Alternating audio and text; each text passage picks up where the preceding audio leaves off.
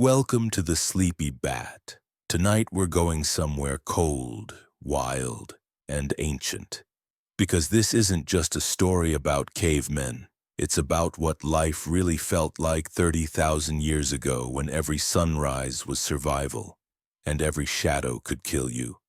So grab your pillow, close your eyes, and let's go back to where it all began. The first thing that hits you isn't the cold, though that comes quickly enough. It's the silence, not the kind of silence you get in a modern home at night, with the subtle hum of electronics and the distant whisper of traffic. This is profound, almost oppressive quiet, broken only by sounds that would make your modern brain freeze with primal fear. You're lying on something that feels like the world's most uncomfortable camping gear. It's a sleeping mat woven from dried grasses and sedge, scratchy fibers that poke through the animal hide you've pulled over yourself. Every time you shift, the grass crackles and rustles like nature's most annoying cereal. Your body aches in places you didn't know could ache. Yesterday was a long day of walking, hunting, and gathering, and every muscle remembers it. The air is thick with smells that assault your modern sensibilities. Wood smoke, yes, but also something earthy and primal from the cave walls around you. There's the lingering scent of cooked meat from last night's meal mixed with the unmistakable funk of unwashed human bodies. Animal fat used for waterproofing and warmth adds its own distinctive note to this prehistoric perfume. Underneath it all is something green and organic from the bedding materials scattered throughout your living space. You can hear the cave breathing around you. Water drips somewhere in the deeper recesses, each drop echoing with a hollow, patient rhythm. Around you, maybe 20 other people are scattered on their own grass mats, and their soft snoring creates a gentle symphony of human survival.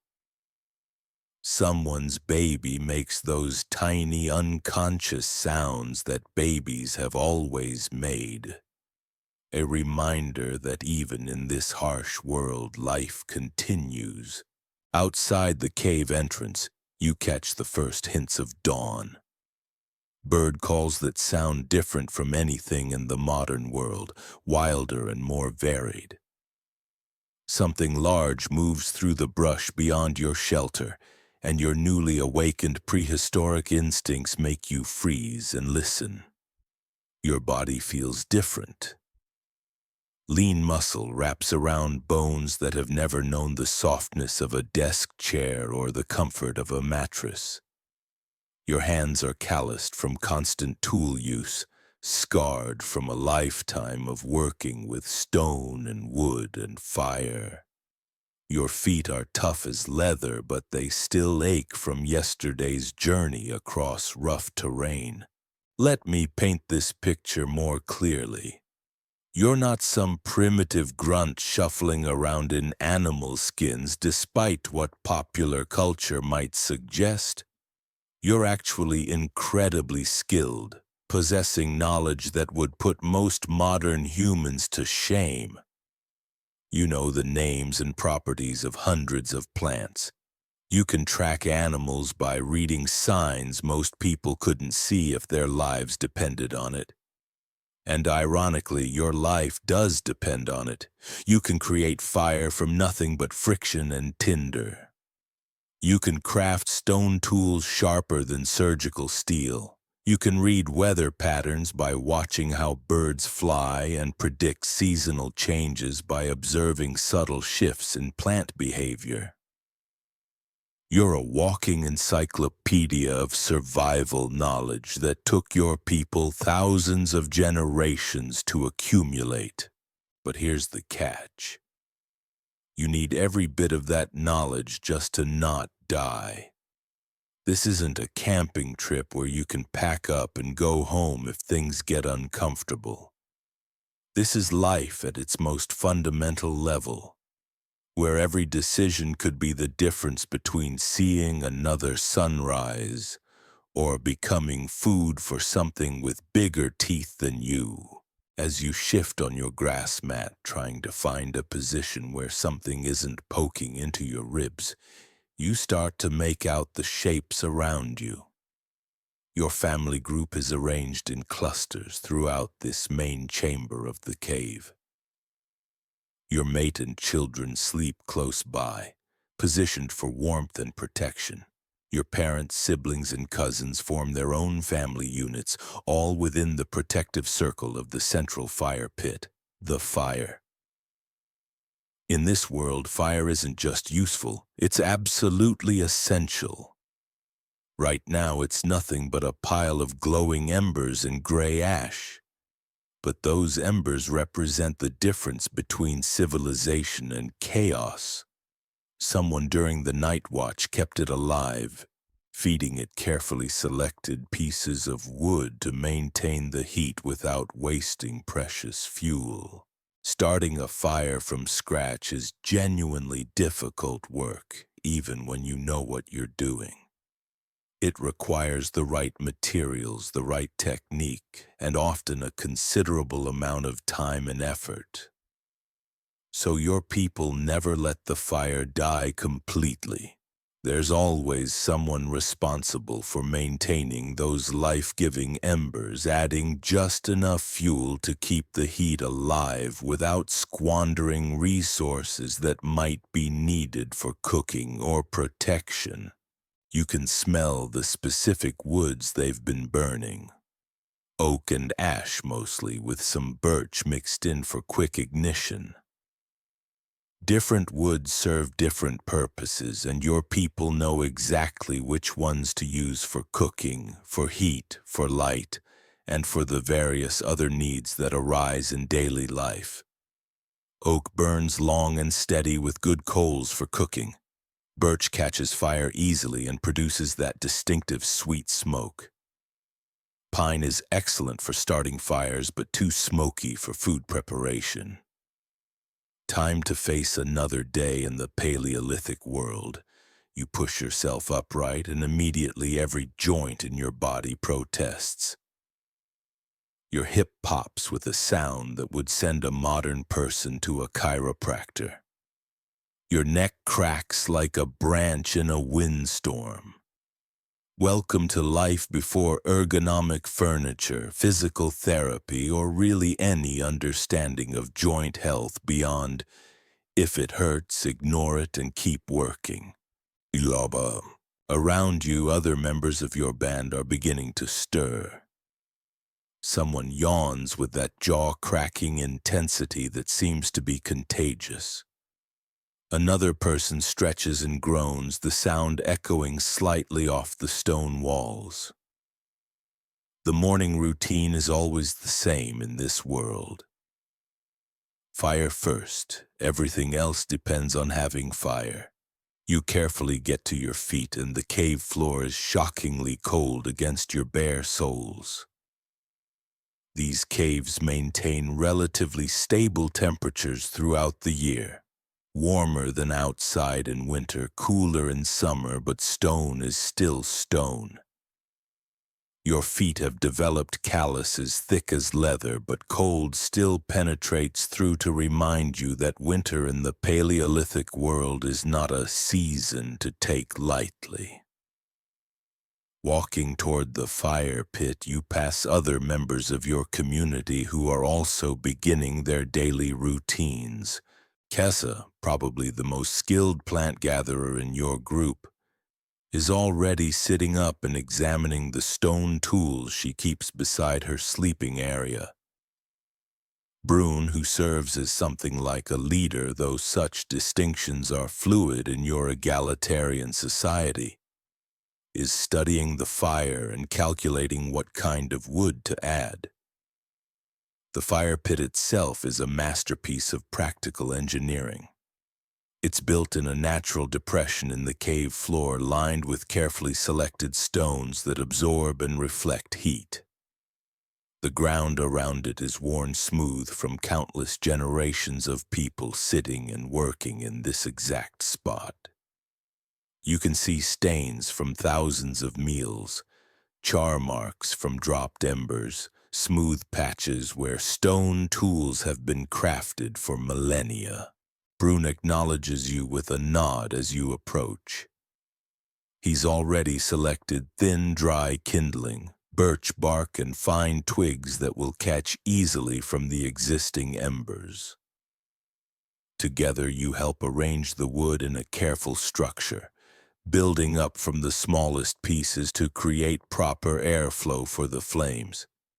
Working as a team, you blow gently on the glowing coals, coaxing them back to full life.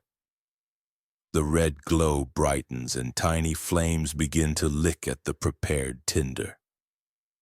The smell of fresh smoke grows stronger, mixing with the scent of heated stone and ancient ash. More flames catch, and suddenly you have real fire again. Dancing, crackling, wonderful fire that pushes back the darkness and begins to warm your hands. Fire represents so much more than heat or light in your world.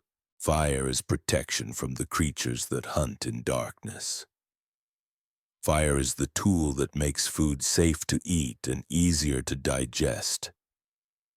Fire is the gathering place where your community comes together to share knowledge, tell stories, and maintain the social bonds that keep everyone alive. Around the growing flames, more people gather. Children who seemed drowsy moments ago become alert and focused. Adults begin the careful process of planning another day's survival. Fire means the day can truly begin, but it also means facing the eternal question that dominates Paleolithic life. What are we going to eat, and how are we going to get it? Yesterday was a decent day for your band. The hunters managed to bring down a young elk, not a massive animal, but certainly enough meat to feed everyone with some left over for today. The gatherers returned with their woven baskets full of late-season nuts, roots that had been carefully dug from the forest floor, and berries that were just starting to reach peak ripeness. But that was yesterday. Today you're starting from zero again. There's no refrigerator to raid, no pantry stocked with backup supplies, no grocery store down the street. Every sunrise brings the same fundamental challenge. Find food or face hunger. And hunger in this world isn't the mild discomfort of a missed lunch. It's a gnawing, persistent reminder that you're always just a few bad days away from serious trouble. You settle into the familiar rhythm of morning preparation. And there's something oddly comforting about these routines that have remained unchanged for thousands of years. Someone fetches water from the stream that runs past your cave. Clear mountain water carried in containers made from animal bladders and carefully hollowed gourds. The water is cold enough to make your teeth ache, but it tastes pure in a way that would surprise anyone accustomed to treated municipal water. Someone else begins preparing some of yesterday's leftover meat for a quick morning meal. The meat gets skewered on sharpened sticks and held over the flames until it's heated through. It's not really cooking in the modern sense, more like reheating leftovers, but warm food on a cold morning feels like a small miracle when your alternative is chewing on cold, tough meat that's been sitting out all night. The smell of warming meat mixes with the wood smoke, and your stomach responds with that hollow anticipatory rumble that reminds you just how much energy your body burns, simply staying alive in this environment. You'll eat your small portion along with some nuts from yesterday's gathering expedition, and it will have to sustain you through whatever physical challenges the day brings. While you're sharing this modest breakfast around the fire, the day's strategy begins to take shape. This isn't a formal meeting with someone standing up and giving presentations. It's more like a casual conversation that somehow manages to coordinate the activities of 23 people whose lives depend on making good decisions together. The hunting party, maybe 6 or 7 of your most experienced trackers and spear throwers, will head east today toward the river valley where deer have been spotted in recent days. Hunting large game with stone-tipped spears and wooden clubs is incredibly dangerous and difficult work. Most hunting expeditions return empty-handed, which is why your people never rely solely on meat for survival. The gathering party, which will include you today, will spread out through the surrounding forest looking for anything edible, useful, or necessary for daily life. This might sound like a leisurely nature walk, but gathering is actually highly skilled work that requires encyclopedic knowledge of the natural world. You need to know which berries are safe to eat and which will make you violently ill or kill you outright. You need to understand which roots are nutritious and which are poisonous, which mushrooms are food and which are death disguised as dinner. You need to know when and where to find bird eggs, how to process bitter nuts to make them palatable, where the best tool-making stones can be found, and which plants have medicinal properties that might save someone's life. Your people carry this vast database of information in their heads, passed down through countless generations of careful observation and sometimes fatal trial and error. There are no books, no Google searches, no instruction manuals. Just human memory and the accumulated wisdom of your ancestors encoded in stories, songs, and hands-on teaching. As the morning fire burns brighter and the cave begins to warm, people start the daily ritual of checking and maintaining their tools. Stone implements dull with use and need constant attention. Wooden spears suffer damage and require repairs. Clothing made from animal hides develops tears that must be mended before they become serious problems. You examine your own personal toolkit, the stone knife you crafted yourself, your wooden digging stick, the leather pouch that contains your fire-making materials, and various other small implements that represent hours of careful work. Your knife has picked up a few small chips in its edge from yesterday's activities. Nothing serious, but it could definitely be sharper. Knapping, the art of shaping stone tools, requires tremendous skill and patience. You need to understand how different types of rock fracture under pressure, how to strike them at precisely the right angle with exactly the right force to remove flakes and create sharp edges. It's incredibly precise work that can take years to master. Too much force and you'll shatter the entire tool, destroying hours of previous work. Too little force and nothing happens except frustration. Hit the stone at the wrong angle and you'll create a useless edge that won't cut anything. But get it right, and you can create tools sharper than most modern kitchen knives.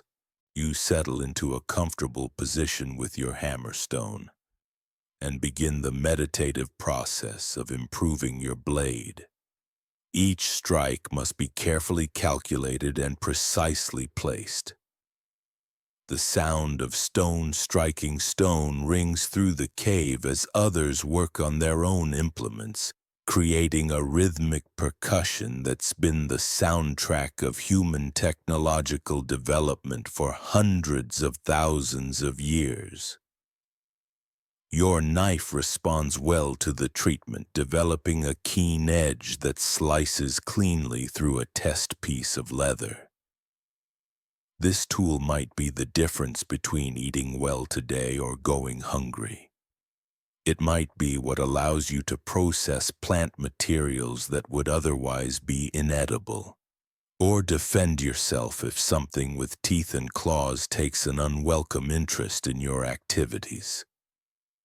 Around you, the cave is becoming fully active with the business of another day's survival.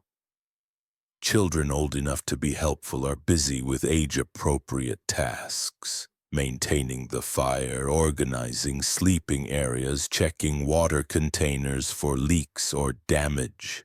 Younger children stay close to their mothers but watch everything with the intense focus of people whose education consists entirely of observing and gradually participating in adult work. The smallest children, babies and toddlers remain near the fire where it's warm and safe.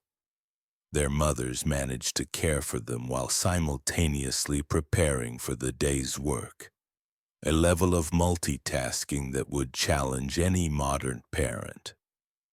One infant is fussing, and her mother nurses her while examining her gathering tools and discussing the day's plans with other women. There's no formal childcare system here, no schools or babysitters. Children learn by watching, helping, and slowly taking on more responsibility as they grow. By the time they reach adolescence, they possess survival skills that most modern adults couldn't master in years of intensive training. As the sun climbs higher outside the cave, sending more light streaming through the entrance, the pace of preparation increases. People begin moving toward the mouth of the cave, ready to venture out into whatever challenges and opportunities the day might bring.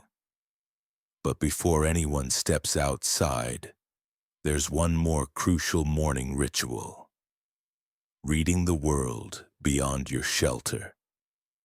This isn't just about checking the weather, though that's certainly part of it.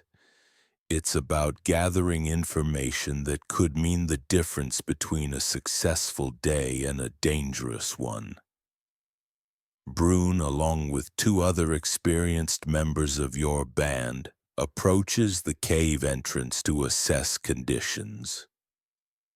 They're looking at cloud formations that tell stories about weather patterns, feeling the direction and strength of wind that might indicate storm systems moving through the area, listening to the calls and behavior of birds that can reveal information about predators or other disturbances in the forest. They're checking for tracks near the cave entrance that might indicate what animals passed by during the night. Scanning the horizon for smoke that could mean other human groups in the area. Looking for any signs that something has changed in your territory since yesterday. All of this information gets processed quickly and shared with the group through subtle gestures and quiet words. Today looks promising. Clear sky, light wind, normal bird activity. No obvious signs of danger or unusual circumstances. Good conditions for both hunting and gathering. Time to face the world outside your protective cave. You gather your tools and equipment: stone knife, wooden digging stick, leather carrying pouch, fire-making materials wrapped carefully in bark. Everything you own fits easily in your hands or hangs from a simple belt made from twisted plant fibers. Your clothing represents hours of skilled labor and careful craftsmanship. Leather leggings and tunic made from deer hide that's been scraped, softened, and worked until it moves with your body.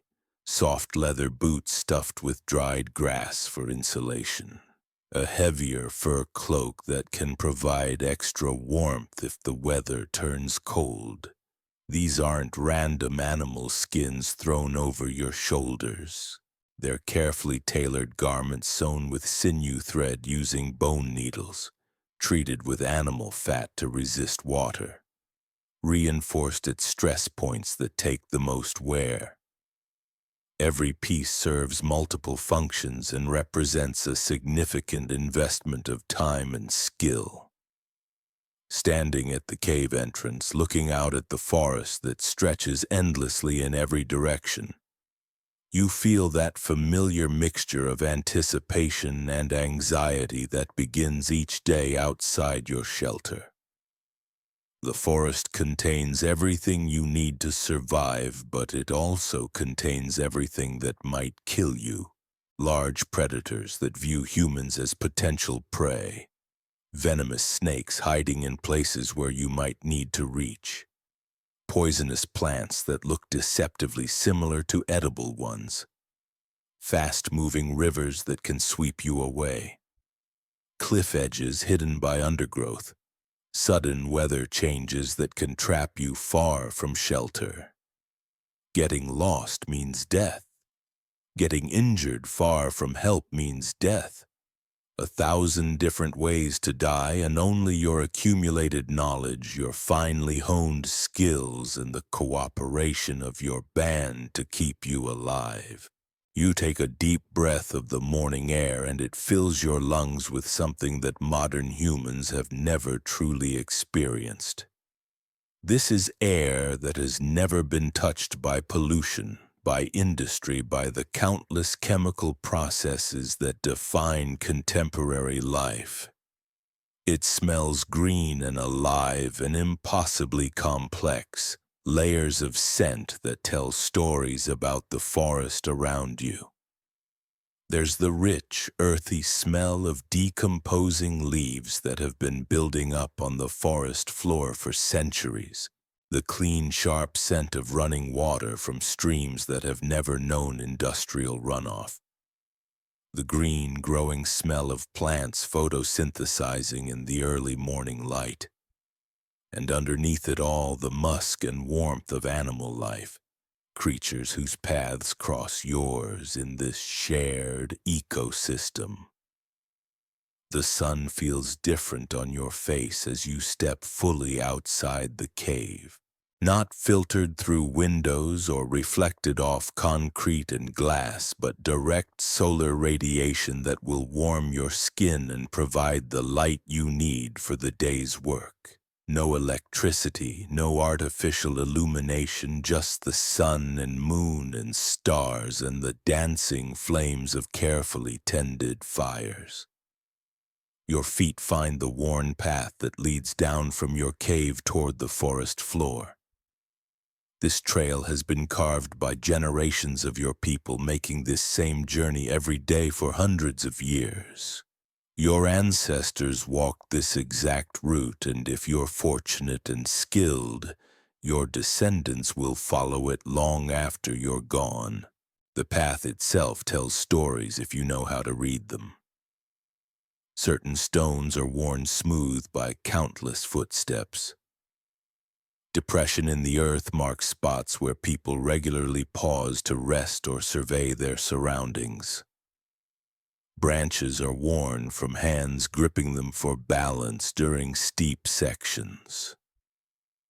You adjust your carrying pouch to a more comfortable position and check your grip on your digging stick.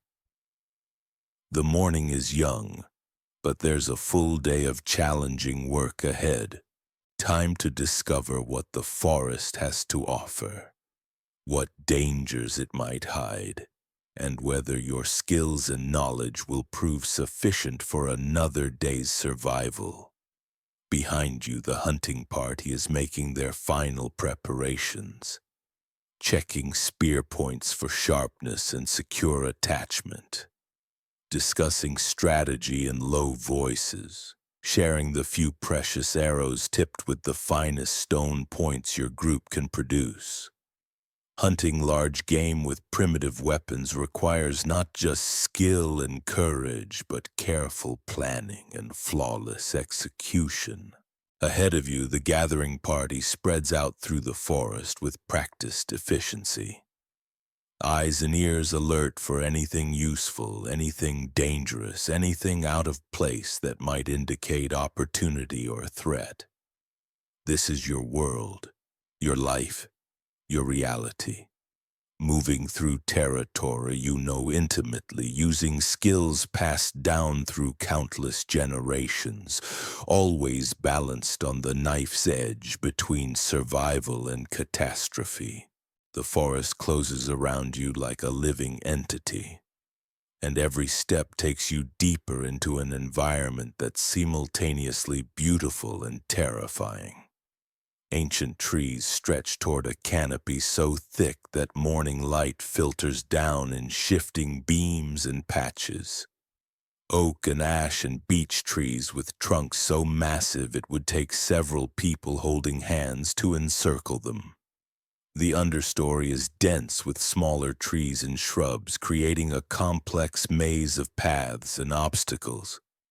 The forest floor is carpeted with layers of decomposing leaves that squelch softly under your feet, releasing that rich, organic smell that speaks of endless cycles of growth, death, and renewal.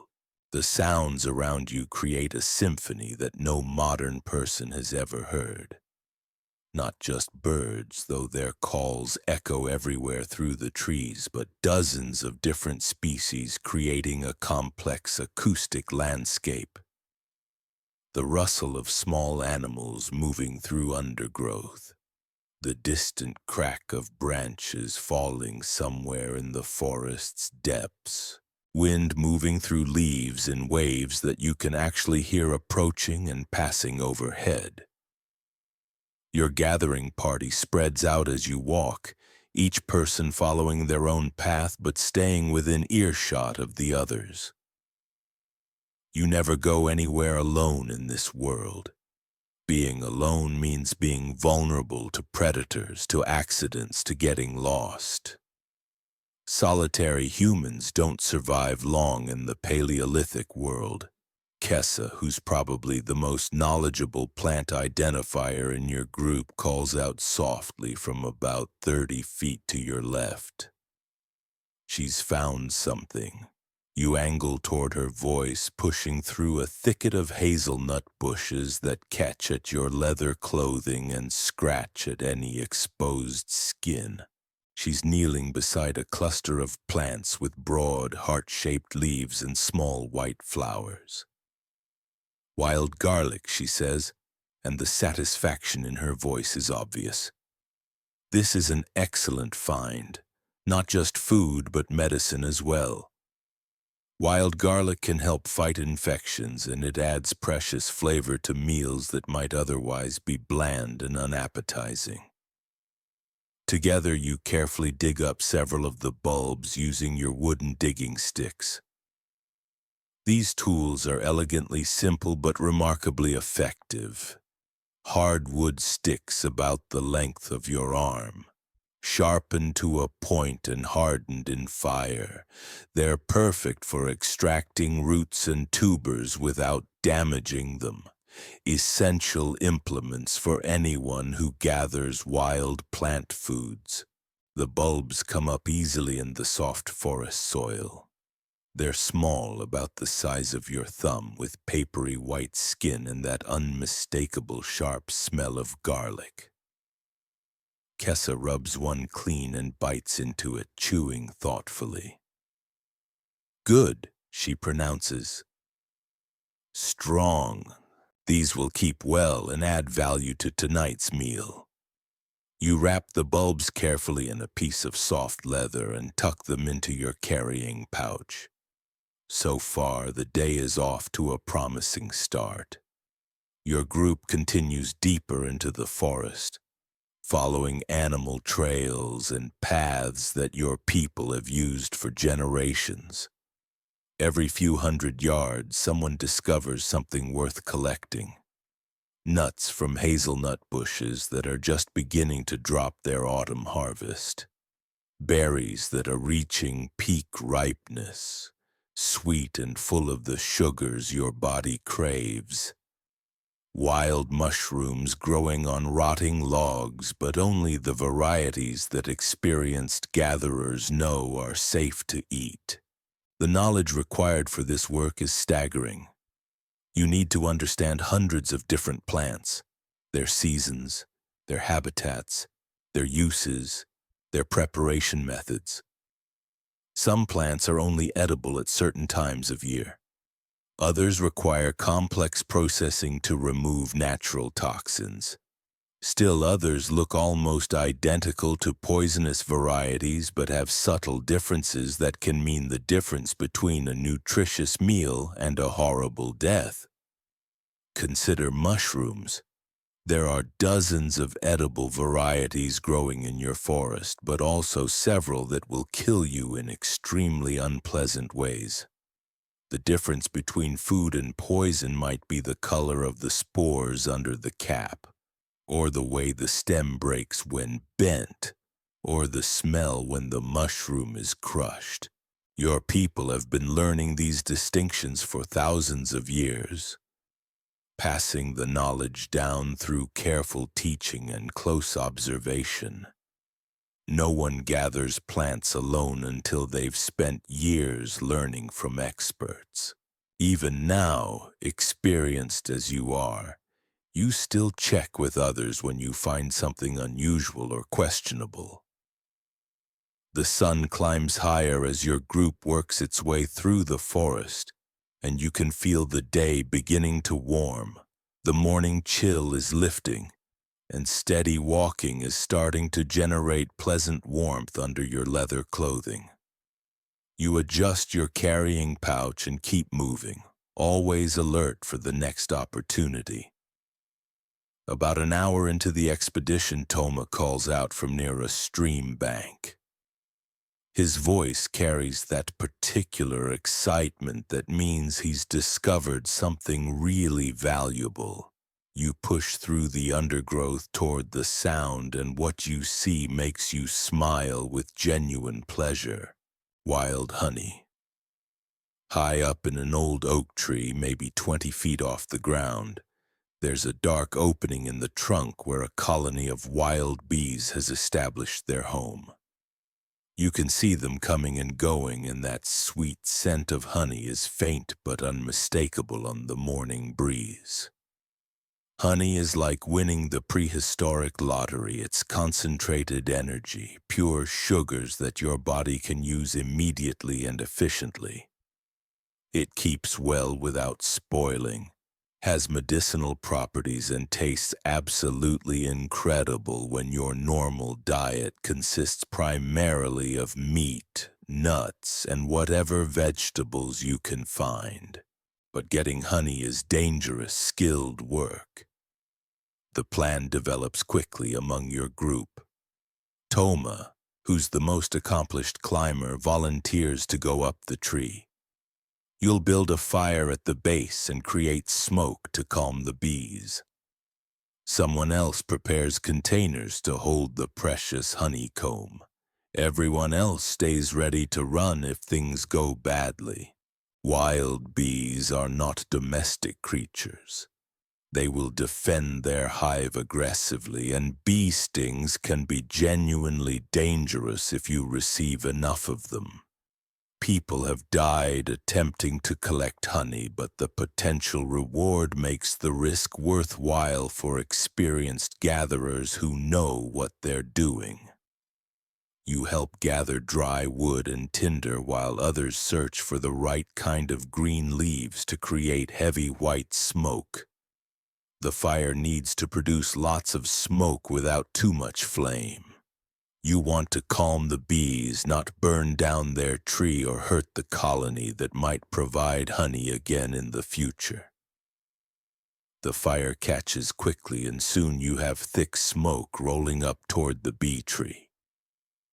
The sound of buzzing gets noticeably quieter as the smoke reaches the hive entrance.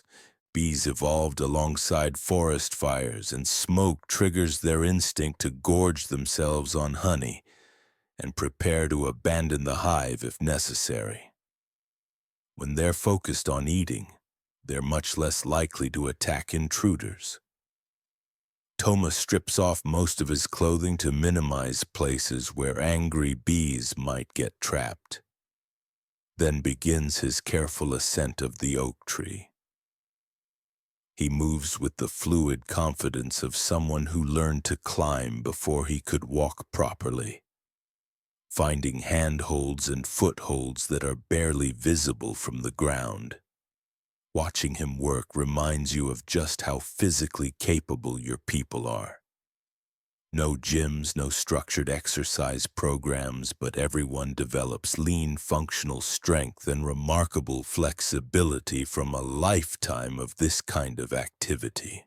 Toma climbs like a modern rock climber, but he learned these skills as a child because his survival has always depended on them. The smoke continues to drift up the tree and the buzzing remains relatively quiet. Good signs.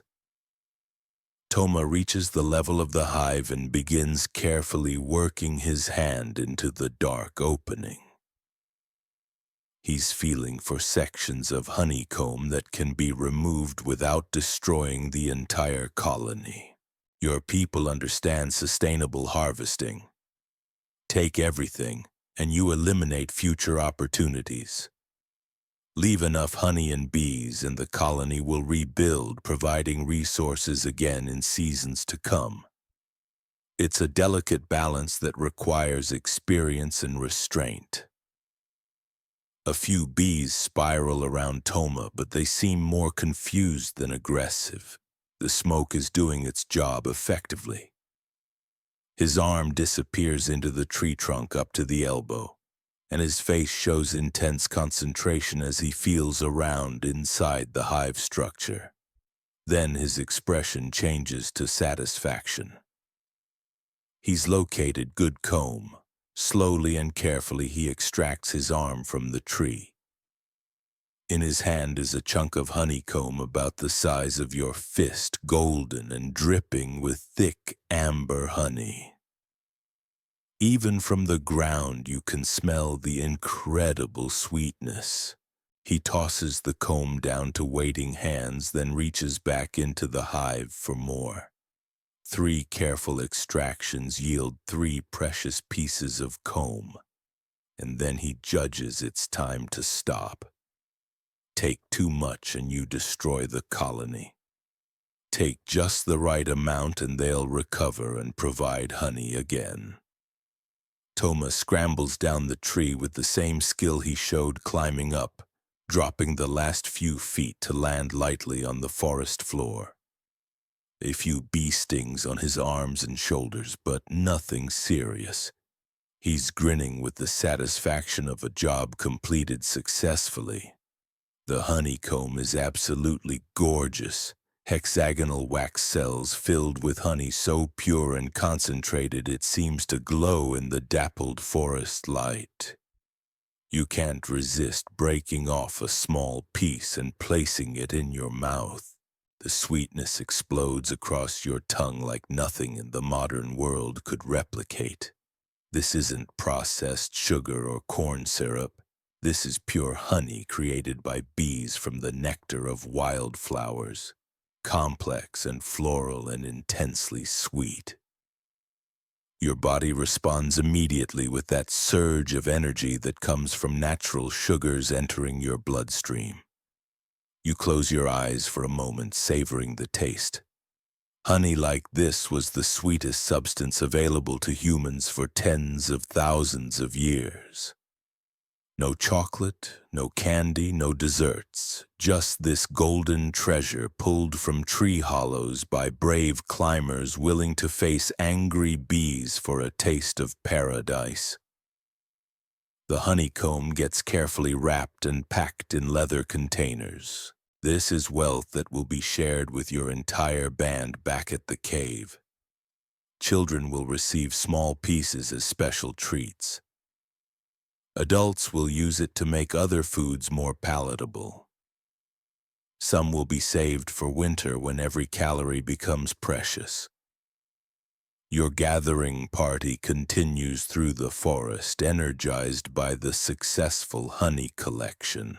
The sun is climbing higher now, and the woods are fully alive with the activity of a healthy ecosystem. Birds calling from every direction, small animals rustling through undergrowth, the constant subtle movement of life adapting and surviving. You find yourself settling into the meditative rhythm of long-distance movement through familiar territory. Your feet know this ground. Your eyes automatically scan for useful plants and signs of animals, anything unusual that might indicate danger or opportunity. This is one of the most peaceful aspects of Paleolithic life. Moving through the forest with your community, working together, using skills that connect you directly to the natural world. No schedules, no artificial deadlines, no abstract stresses. Just the ancient rhythm of human life in harmony with the environment. Well, mostly harmony. There are still countless ways to die out here, and constant vigilance is the price of survival. But for now, in this moment, walking through dappled sunlight with people you trust, carrying tools you made yourself, gathering food that will sustain your family, life feels purposeful in a way that's difficult to describe. Around midday, your group stops beside a small stream to rest and eat. The water is crystal clear, running over stones polished smooth by countless years of current. You cup it in your hands and drink deeply, tasting the pure mineral essence of water that has never been treated or processed or pumped through municipal systems. Lunch is a modest affair by any standard, but it represents something profound. Food that you gathered yourself using knowledge passed down through countless generations. You sit on a moss-covered fallen log beside the babbling stream, eating slowly and methodically while listening to the water's gentle music. The meal consists of selections from your morning's work, nuts that require serious effort to crack and extract, berries that are tart and seedy but packed with nutrients your body recognizes and craves, some leftover meat from yesterday's hunt, and tiny precious tastes of that golden honey that makes everything else seem more bearable. Nothing is salted or seasoned or prepared in ways that enhance flavor. The meat is tough and requires concentrated chewing. The nuts are sometimes bitter and always challenging to process. The berries make your mouth pucker with their wild acidity. But there's something deeply satisfying about eating food you collected yourself, using skills that connect you directly to the rhythms of the natural world. Every bite represents hours of knowledge application, of understanding which plants are safe and when they're ready, of knowing where to look and how to harvest without destroying future opportunities. This meal is the physical manifestation of your people's accumulated wisdom about surviving in a world that offers abundance and death in equal measure. As you chew, you notice how your body feels in this moment. Strong and lean from constant physical activity, your muscles dense and functional rather than bulky. Your senses are sharp from relying on them for survival information. Your mind feels clear and focused, constantly processing environmental cues without the static of artificial stimulation. This is what human bodies evolved to do. Not sitting in chairs for 8 hours, not eating processed foods engineered to trigger cravings, not living under artificial lights that disrupt natural rhythms. This, moving through natural landscapes, eating food you gathered yourself, working with your community to solve the immediate challenges of survival. After the rest stop, your group splits up to cover more territory efficiently. You partner with Dina, an older woman who possesses more knowledge about medicinal plants than anyone else in your band. She's been teaching you to identify herbs that can treat pain, infection, digestive problems, and the various other ailments that plague humans living without modern medicine. The two of you work your way along the stream bank, where many valuable plants thrive in the rich, moist soil. Dina shows you how to recognize willow bark, which can be chewed to relieve pain and fever. She points out wild mint growing in shaded spots, excellent for settling upset stomachs. You discover cattail roots in marshy areas near the water, starchy tubers that can be roasted or ground into a primitive flour. The knowledge Dina shares represents thousands of years of human experimentation with natural remedies. Your people have developed sophisticated understanding of which plants heal and which harm, often through trial and error that sometimes proved fatal for the experimenters. Some of this botanical wisdom is remarkably advanced. Your people understand how to use willow bark for pain relief, the same active compound that modern science knows as aspirin. They've identified mushrooms with antibiotic properties. They know which plants can help with difficult childbirth, which can prevent pregnancy when resources are scarce, which can induce visions for spiritual purposes. But they also understand the limitations of plant medicine. Serious injuries often mean death. Infections that modern antibiotics could cure easily become life-threatening. Childbirth remains dangerous despite herbal assistance. The knowledge helps, but it cannot overcome the fundamental vulnerability of human bodies in a world without advanced medical technology. The afternoon passes in this productive rhythm. Walking, searching, learning, collecting. Your carrying pouch grows heavier as you add more plants, roots, and other useful materials. The sun moves across the sky, and the light in the forest shifts from bright midday illumination to the warmer, more golden rays of late afternoon. You're getting pleasantly tired, not exhausted, but experiencing that satisfying fatigue that comes from a full day of meaningful physical work. Your legs feel the miles you've covered. Your back notices the weight of your collecting pouch. Your hands are stained with plant juices and soil from digging in the forest floor. But you're also deeply satisfied. This has been a successful expedition by any measure. Your group has collected enough food and materials to make the journey worthwhile. The honey alone makes this a memorable day, but you've also gathered sufficient plant materials to contribute meaningfully to tonight's meal and your band's medical supplies. As the sun begins its descent toward the horizon, Dana calls the scattered gathering party back together. Time to return to the cave. You don't want to be caught in the forest after darkness falls. Night belongs to different creatures, predators whose senses are better adapted to hunting in low-light conditions.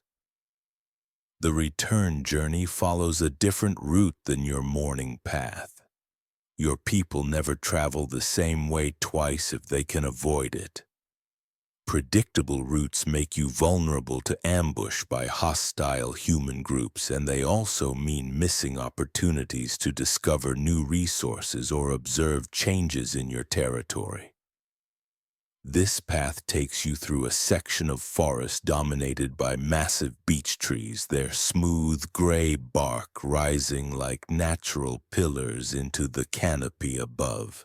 The ground here is covered with fallen beech nuts, and your group spends productive time collecting the rich, oily nuts that will provide valuable calories and essential fats during the coming winter months. Beech nuts require preparation before eating. They need to be shelled and the bitter outer husks removed, but the effort is worthwhile. High in fat and protein, they store well and provide concentrated nutrition when other food sources become scarce during the harsh months ahead. As you work bent over and picking nuts from the forest floor, you become aware of how quiet the woods have grown. The normal background sounds of birds and small animals have faded noticeably. The forest feels expectant, waiting, as if holding its breath. Dana notices the change too. She straightens slowly, her experienced eyes scanning the trees around your group. Her hand moves casually to the stone knife at her belt, a subtle signal that something isn't quite right. Everyone freezes in response to her unspoken warning. You listen with complete attention, filtering out the normal forest sounds to focus on anything unusual. Beyond the whisper of wind in leaves, beyond the distant call of a single bird, there's something else. A rustling that doesn't match the rhythm of small creatures moving through undergrowth. Something larger. Something moving with deliberate purpose through the trees. Could be deer, could be elk, could be bear, could be people who aren't your people. In this world, unknown humans can be as dangerous as any predator, possibly more so because they think strategically and use tools. Dina makes a hand gesture that means gather closer, stay quiet, be ready to move quickly. Your group slowly and carefully consolidates into a tighter formation. No sudden movements, no unnecessary sound, just controlled readiness for whatever might emerge from the forest. The rustling grows closer. Through the gaps between tree trunks, you catch glimpses of movement. Brown shapes moving steadily in your direction, too large to be deer, too numerous to be a single bear. Then you see antlers, massive and branching, and relief floods through your group, and a small herd of them moving through their own afternoon territory, following paths and rhythms that have nothing to do with your presence. Huge animals, each one weighing more than several humans combined, but generally not aggressive unless directly threatened or protecting young calves. Your group remains perfectly still as the elk pass, 5 adults and 2 calves moving with that peculiar combination of grace and raw power that characterizes large wild animals. They're magnificent, their thick coats gleaming in the afternoon light, muscles rippling under their skin as they walk. One of the adult bulls stops about 30 feet from your position and looks directly at you. Eye contact with a wild elk. For a long moment, you and this ancient creature regard each other across the space between species. 2 different kinds of animals sharing the same forest, the same world, each trying to survive in your own way. Then the elk decides your group poses no threat and continues on its path. The herd disappears into the forest as quietly as they appeared. leaving only a faint scent of musk and the memory of that brief, intense connection between human and animal. Your group relaxes gradually. Dina smiles and makes the hand sign for good fortune. Seeing elk is always considered a positive omen. They're associated with strength and endurance, and encountering them safely is viewed as a blessing from the forest spirits that watch over travelers.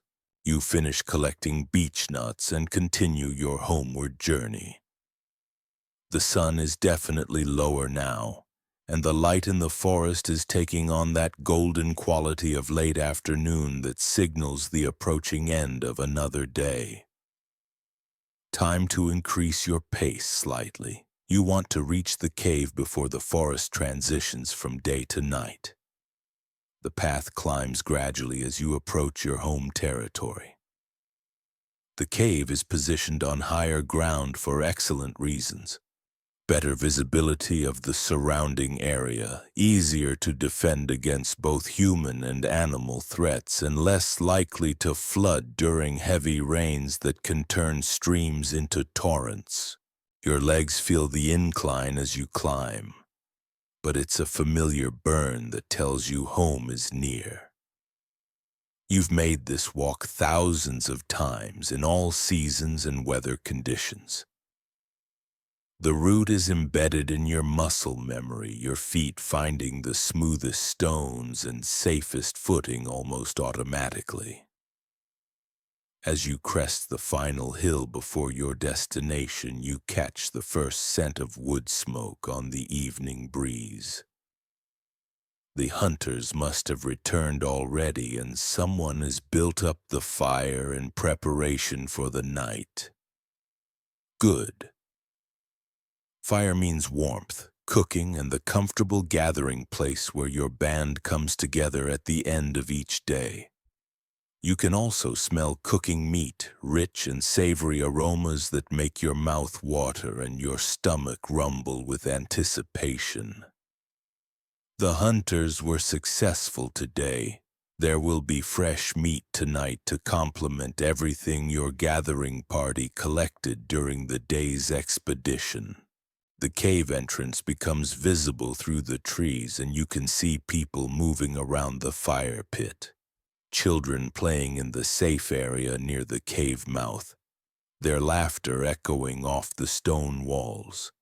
Adults busy with various tasks, some preparing food, others working on tools or clothing, all part of the comfortable bustle of a successful community. You're almost home. Your body recognizes the familiar sights and sounds and begins to relax as the day's tension starts to ease. Your carrying pouch is heavy with useful plants and nuts. Your knowledge has grown through another day of learning from Dina. The forest provided well today, and your people work together efficiently to take advantage of its gifts. As you approach the cave, children run out to greet the returning gathering party. They want to see what you found, hoping for treats like berries or nuts they can eat immediately. Their excitement is infectious, reminding you of the simple pleasure that comes from sharing resources with people you care about. Young Mira, a 7-year-old girl who shows particular interest in plant lore, follows you eagerly as you approach the fire. She wants to examine everything in your collecting pouch, asking questions about each plant and why it's useful. Today she's especially curious about the medicinal herbs Dina taught you to identify. The transition from forest to cave feels both abrupt and welcoming. Outside represents vastness, wildness, endless possibilities mixed with constant dangers. Inside is controlled space, human space, the place where your band gathers for safety, warmth, and shared meals. You settle into your favorite spot near the fire pit and begin unpacking your day's collection. Each plant, nut, and root represents successful application of accumulated knowledge, skills used effectively, positive interaction with the natural world. Small victories that combine to create survival. The fire welcomes you back with its familiar warmth and dancing light. You can feel heat beginning to penetrate muscles that have been working steadily since dawn. And there's something deeply satisfying about returning to this controlled environment after a day in the vast, unpredictable wilderness. Your shoulders drop as you release the day's accumulated tension. The familiar sounds and smells of home surround you. Crackling flames, quiet conversations, the comfortable bustle of people preparing for evening activities. Another day successfully completed, another step forward in the endless challenge of staying alive in a world that offers both abundance and danger in equal measure. The hunters did exceptionally well today. Spread around the fire pit are the remains of not one but 2 deer. Enough meat to feed your entire band with generous leftovers for tomorrow's meals. Successful hunts like this are special events that call for genuine celebration. Brune and the other hunters are sharing their story while people work on food preparation. The tale unfolds in the collaborative way of people who know each other intimately, with different voices adding details, corrections, and emphasis to create a complete picture of the day's adventure. They tracked the deer for most of the morning, following signs so subtle that most modern humans would never notice them. A bent blade of grass here, a faint hoof print in soft soil there, the almost imperceptible scent trail that only the most experienced hunters can detect and follow. The pursuit required patience, endurance, and the kind of environmental knowledge that takes decades to develop fully. Reading the landscape like a book written in a language of broken twigs, disturbed earth, and animal behavior patterns that reveal where prey animals travel, feed, and rest. The actual kill happened swiftly and efficiently. The hunters managed to position themselves at a natural bottleneck where deer regularly cross a small stream. And when the animals appeared right on schedule, Jorik made a perfect spear cast that brought down a young buck with a single clean strike. The second deer, attempting to flee along what it thought was a safe escape route, ran directly into carefully positioned hunters who ended its life just as quickly. Clean kills, minimal suffering for the animals, maximum protein for your people. This is hunting as your ancestors perfected it over countless generations, not the random violence that modern people might imagine, but a sophisticated system of tracking, positioning, and execution that turns dangerous wild animals into life-sustaining food. You listen to the hunting story while organizing your own day's collection, sorting plants and nuts into different categories based on how they'll be used. Some items will be prepared and eaten tonight, others require processing or preparation. Still others will be stored carefully for future use when fresh resources become scarce. The honeycomb you helped collect creates quite a stir when it's revealed. Children gather around to stare at the golden treasure, their eyes wide with anticipation. Adults nod approvingly at Toma's climbing skills and the successful smoke technique that made the extraction possible. Honey is always precious, but finding this much in a single location represents exceptional good fortune. This discovery alone makes today a memorable success, something people will talk about for weeks as they savor small tastes of sweetness in their daily meals. Kessa is already working with the wild garlic bulbs you helped dig earlier, cleaning them and preparing them to add flavor to tonight's venison. The sharp, pungent scent fills the air around the fire as she works, mixing with wood smoke and the rich aroma of cooking meat to create that distinctive smell of a Paleolithic feast. Food preparation in your world is both elegantly simple and surprisingly sophisticated. Simple because your tools are basic: stone knives, wooden implements, fire, and human hands. Sophisticated because your people have had millennia to perfect techniques for making the most of limited ingredients and primitive cooking methods.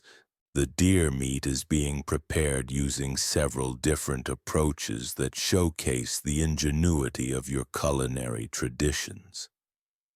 Some pieces are spitted on sharpened sticks and roasted directly over the flames, the classic method that most people associate with prehistoric cooking. But other portions are being prepared using a more complex technique that demonstrates just how clever your people really are. Rana, one of the most skilled cooks in your band, has created what amounts to a Stone Age oven using heated rocks and carefully constructed layers of organic materials. Large stones were placed directly in the fire hours ago and allowed to heat until they're glowing red-hot. Now she's using wooden tongs to transfer these superheated rocks into a pit that's been lined with broad, clean leaves. More leaves cover the hot stones, then chunks of deer meat wrapped in additional leaves are placed on top. Another layer of vegetation covers the meat, then the entire construction is sealed with dirt to create an enclosed cooking chamber. The meat will cook slowly and evenly in the steam and radiant heat generated by the stones, emerging tender and flavorful without any of the charring or drying that can happen with direct flame cooking. It's an ingenious system that produces results comparable to modern slow cooking methods using nothing but stones, leaves, fire, and accumulated knowledge about heat management. No metal pots, no ovens, no temperature controls, just human intelligence applied to the fundamental challenge of turning raw meat into delicious, digestible food. While the stone oven works its magic, other people are preparing the gathered plant foods that will round out tonight's meal. Nuts are being cracked between stones, their meat extracted and sorted. Bitter roots are being sliced thin and soaked in water to remove some of their harsh flavors. Berries are being examined and sorted, with the best specimens saved for immediate consumption and any damaged fruit set aside for prompt use before it spoils completely.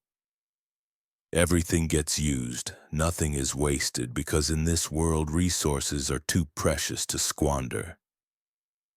You help with the nut processing, settling into the rhythmic work of cracking shells and picking out edible portions.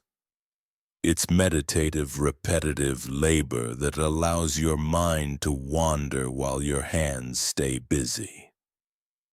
The steady sound of stone striking nutshells creates a gentle percussion that mingles with the crackling fire and quiet conversations happening around the cave.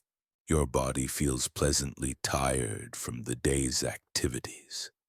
That satisfying fatigue that comes from meaningful physical work rather than the drained exhaustion of modern stress. Your muscles are loose and relaxed from the forest walking. and the fire's warmth is helping them recover from the day's exertions. The social atmosphere in the cave is different now than it was during the focused urgency of daytime survival activities. People sit closer together, conversations are quieter and more intimate. There's more casual physical contact as family groups cluster around the fire for warmth and companionship. Children who spent the afternoon playing and helping with simple tasks are beginning to show signs of tiredness. The youngest ones stay closer to their mothers now, and there's less running around, more sitting quietly by the fire watching adult activities with the focused attention of natural learners. The first of the roasted meat is ready. Jorik uses his stone knife to slice test pieces from a leg that's been cooking over the flames, checking for doneness. The meat is perfect, cooked through but still juicy with that slightly smoky flavor that comes from wood fire preparation. Following proper protocol, he offers the first taste to old Senna, the eldest member of your band, as tradition demands.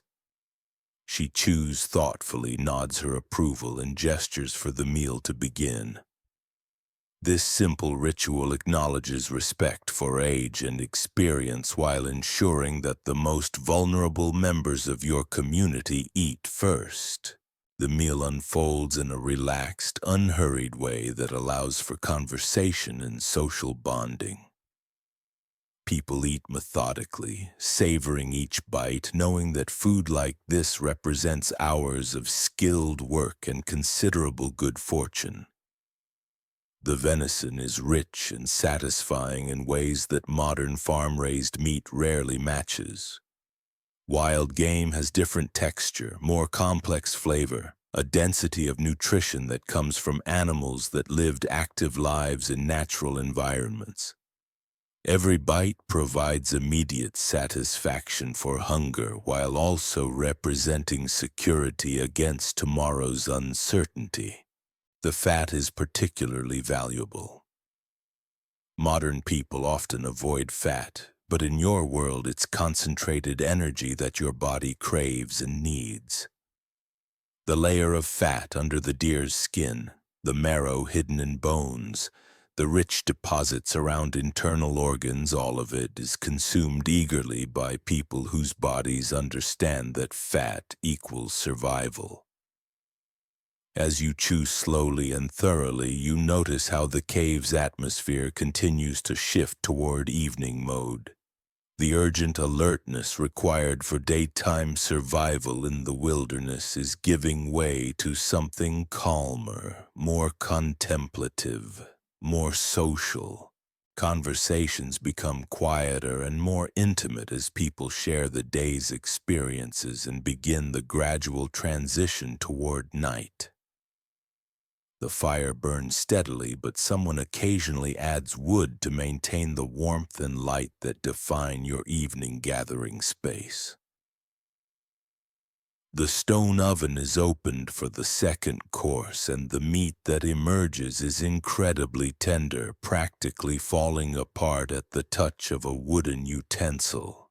It's been cooked gently and evenly, infused with the flavors of the leaves that wrapped it and the subtle smokiness from the heated stones.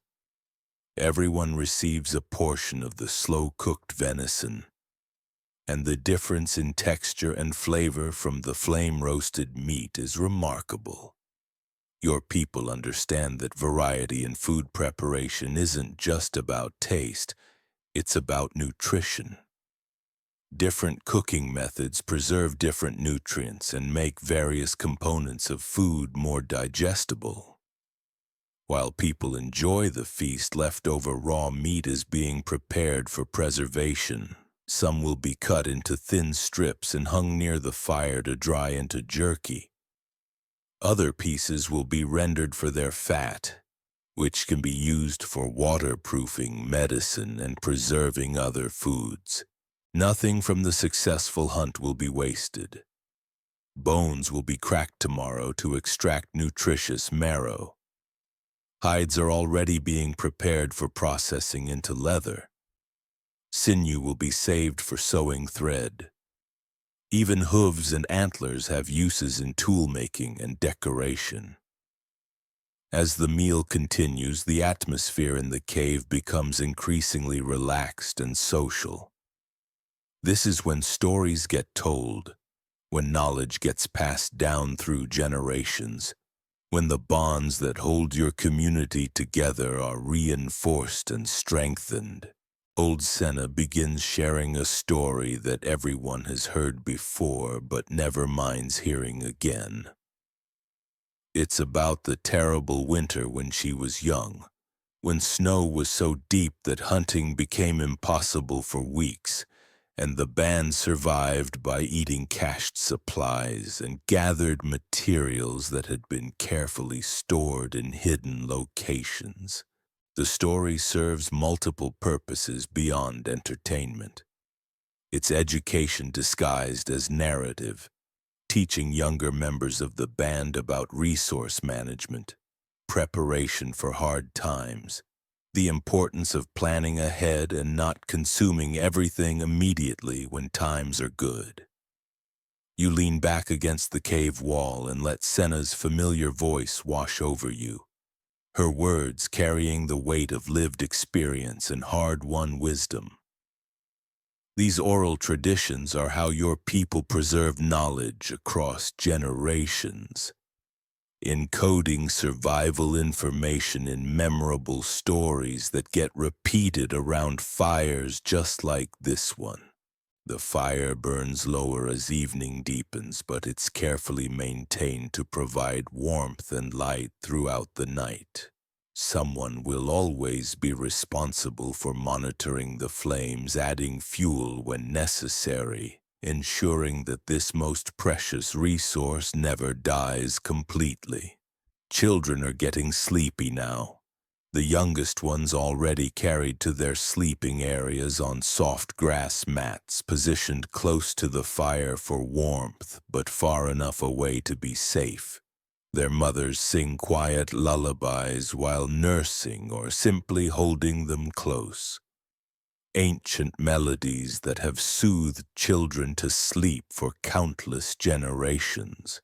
The older children are allowed to stay up longer, but they're showing signs of tiredness, sitting quietly by the fire, occasionally nodding off against a parent's shoulder before being gently roused and encouraged to stay awake a little longer.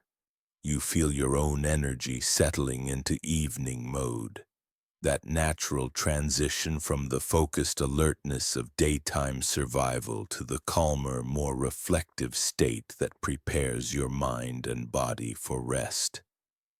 Your breathing deepens naturally as your nervous system recognizes the approach of night. Some people begin working on tomorrow's preparations. Stone tools get a final sharpening by firelight.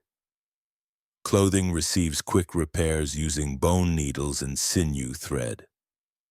Personal equipment gets organized and checked to ensure everything will be ready for another day's challenges. The social dynamics of evening are different from the cooperative urgency of daytime work. People sit closer together now. Conversations are more personal. There's more casual touching and physical comfort as families cluster together for warmth and security. You notice how the fire affects everyone's behavior, drawing people toward it not just for heat, but as a social focal point. The dancing flames create a natural gathering place, the hearth around which your community organizes itself at the end of each day. This pattern has been repeated for hundreds of thousands of years, humans gathering around fires for warmth, safety, food preparation, and social bonding. The technology changes, but the fundamental human need for light, heat, and community remains constant across all the millennia of human existence. As night deepens outside the cave, the sounds of the forest change completely. Daytime birds fall silent, replaced by the calls of owls and other nocturnal creatures. You can hear the distant howl of wolves, a sound that sends primitive shivers through your modern consciousness but represents normal background noise in this world. The fire's light seems brighter now against the complete darkness beyond the cave entrance. Outside that protective circle of warmth and illumination, the night world belongs to different creatures. Predators whose senses are better adapted to hunting in darkness. But inside your cave, surrounded by the familiar sounds and smells of your community, protected by stone walls and dancing flames, you feel as secure as it's possible to feel in the Paleolithic world. The day's work is done, food has been shared, social bonds have been reinforced, and everyone has survived to see another night. Someone banks the fire for overnight burning, arranging the wood carefully so it will provide steady heat without requiring constant attention. The flames settle into a lower, more sustainable rhythm that will carry your band safely through the dark hours ahead. People begin moving toward their sleeping areas, saying quiet goodnights and making final preparations for rest. Children are tucked into their grass mats with warm furs pulled up to their chins. Adults arrange their own bedding and position themselves strategically for warmth and quick access to weapons if needed. Your own sleeping area is positioned where you can reach your spear and knife quickly if danger threatens during the night. Even in sleep, you remain ready to defend your community against whatever threats might emerge from the darkness beyond your fire's protection. The grass mat beneath your sleeping furs has been arranged to provide maximum cushioning against the hard stone floor. Additional layers of dried vegetation create insulation between your body and the cold rock, the best available sleeping surface in a world without manufactured mattresses or furniture. You settle onto your mat and pull your sleeping furs around you, animal skins that have been softened through years of use and carry the accumulated warmth of countless nights. These hides represent successful hunts, skilled preparation, and the comfort that comes from being part of a functioning community. The sounds in the cave gradually diminish as people settle into sleep. Conversations fade to whispers, then to silence. The only remaining sounds are the crackling of the fire, the occasional shift of someone adjusting their position, and the deep, slow breathing of people relaxing into rest. Outside the cave, the night continues its ancient rhythms, but inside this protected space, your band sleeps peacefully around the glowing embers that have guided humanity through darkness for hundreds of thousands of years. The fire burns on as it always has, as it always will, carrying the light of human civilization through another night in the endless story of survival, community, and hope. And as your eyes finally close and your breathing settles into the deep rhythms of sleep, you carry with you the satisfaction of another day successfully lived.